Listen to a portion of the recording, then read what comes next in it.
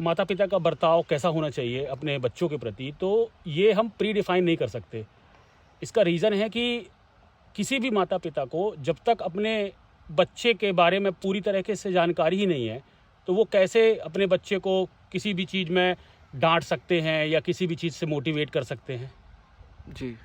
माता पिता का व्यवहार बच्चों के प्रति कैसे डिफाइन किया जा सकता है जब माता पिता को ये नॉलेज ही नहीं है कि उनके बेटे को क्या चाहिए इन फ्यूचर। क्योंकि अगर माता पिता को ये चीज़ की जानकारी होती तो वह अपने खुद के जीवन को बहुत अच्छा बना करके बैठे होते।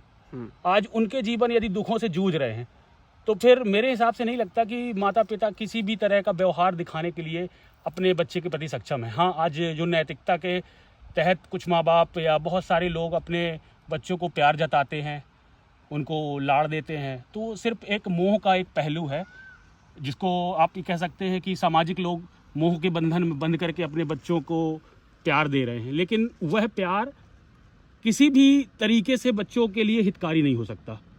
सबसे पहले आपको बच्चों को सत्य का ज्ञान देना चाहिए, जो ट्रुथ है, अल्टीमेट ट्रुथ। अब जब आपको पता ही नहीं है, खुद ही नहीं मालूम कि सत्य क्या है, तो आप अपने बच्चों को कैसे शिक्षित करोगे? बच्चा आपका कब किस मोड़ पर जाके किसके हाथ में फंस जाएगा आपको पता भी नहीं चलेगा। आपने देखा होगा कि आजकल के बच्चे मोबाइल में कितने एडिक्टेड हैं। आज सारे तरह तरह के लोग जो है मोबाइल में ज्ञान दे रहे हैं। अब इतने सारे प्रकार का जब उसके नॉलेज आएगा तो बच्चे का जो साइकोलॉजिकल लेवल है वो कैसे होगा, आप बताइए। बच्चे की साइकोलॉजी हमेशा आपको देखेंगे कि किसी एज में बच्चा का बर्ताव कुछ अलग रहता है जी, आने वाले एज में उसका बर्ताव बदलता जाता है। अब ये इम्पैक्ट उसके सामने कैसे आया?